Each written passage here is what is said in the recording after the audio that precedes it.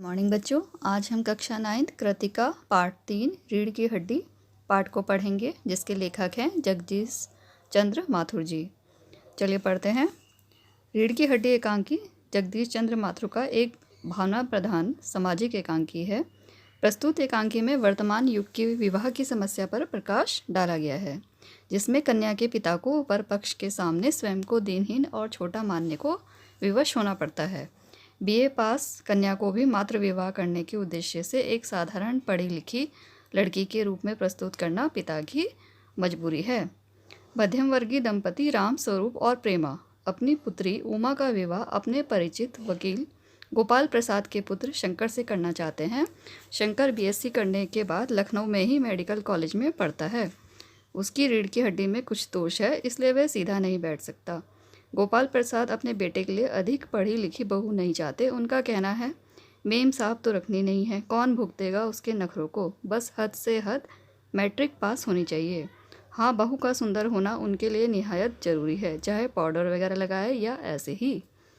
उमा की माँ उमा से बार बार पाउडर आदि लगाकर सजने संवरने को कहती है, परंतु उमा इसे पसंद नहीं करती। वह साधारण रूप में गोपाल प्रसाद के सामने आती है। गोपाल प्रसाद उससे बातचीत करके, चाल आदि देखकर, संगीत सुनकर, पेंटिंग सिलाई आदि की जानकारी लेकर प्रसन्न होते हैं, परंतु इनाम आदि जीतने के प्रश्न पर उमा मौन हो जाती है, क्योंकि उसके पिता ने लड़की को कम पढ़ा लिखा बताया था। उमा की आंखों पर लगे चश्मे को देखकर पिता पुत्र दोनों चौंक पड़ते हैं। गोपाल प्रसाद पूछते हैं, पढ़ाई वढ़ाई की वजह से तो नहीं है? इस पर राम स्वरूप जरा सकपका कर उत्तर देते हैं, जी वह पिछले महीने ही इसकी आंख दुखनी आ गई थी, सो कुछ दिनों के लिए चश्मा लगाकर रहना पड़ रहा है। पिता के झूठ के सामने पुत्री भी निरुत्तर रह जाती है, परंतु गोपाल प्रसाद के बार बार यह कहने पर कि जरा इसे भी मुंह खोलना चाहिए, उमा हल्की लेकिन मजबूत आवाज़ में कहती है, जब कुर्सी मेज बिकती है तब दुकानदार कुर्सी मेज से कुछ नहीं पूछता, सिर्फ खरीदार को दिखला देता है, पसंद आ गई तो अच्छा, वरना। उमा की यह बात सुनकर पिता राम स्वरूप उसे बोलने को रोकते हैं, परंतु उमा अपने मन की सब बात कह लेना चाहती है। वह कहती है, क्या लड़कियों के दिल नहीं होता? आप इतनी देर से नाप तोल कर रहे हैं, और ज़रा अपने इन साहबजादे से पूछिए कि अभी पिछले फरवरी में लड़कियों के हॉस्टल के इर्द गिर्द क्यों घूम रहे थे और वहाँ से कैसे भगाए गए थे। लड़कियों के हॉस्टल की बात सुनकर गोपाल प्रसाद समझ गए कि उमा वहाँ पढ़ी है, अतः उमा को बताना पड़ा कि उसने बीए पास किया है। गोपाल प्रसाद गुस्से में भरकर अपनी छड़ी ढूंढते हुए उठ खड़े होते हैं और बोलते हैं, झूठ का भी कुछ ठिकाना है। उनको जाता देखकर उमा पुनः बोल उठती है, ज़रूर चले जाइए, लेकिन घर पर जाकर ज़रा यह पता लगाइएगा कि आपके लड़के लाडले बेटे के रीढ़ की हड्डी भी है या नहीं, यानी बैकबोन।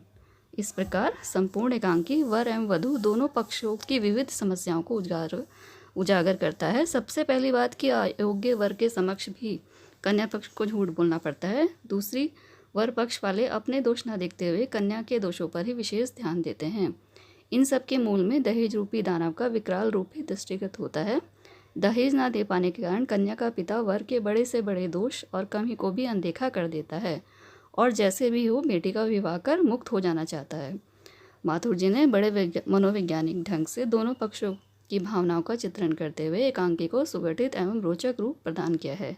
अतः प्रस्तुत एकांकी की कथा वस्तु रम्य, हृदयस्पर्शी तथा प्रभावशाली है।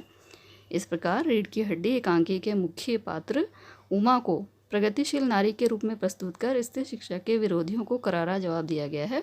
इस एकांकी के माध्यम से लेखक ने समाज में स्त्रियों के प्रति व्याप्त रूढ़िवादी मानसिकता पर प्रहार करते हुए स्त्रियों की शिक्षा एवं उससे उत्पन्न उनके आत्मविश्वास और साहस को दर्शाकर स्त्री शिक्षा को उनके उत्थान के एकमात्र साधन समाधान के रूप में प्रस्तुत किया है।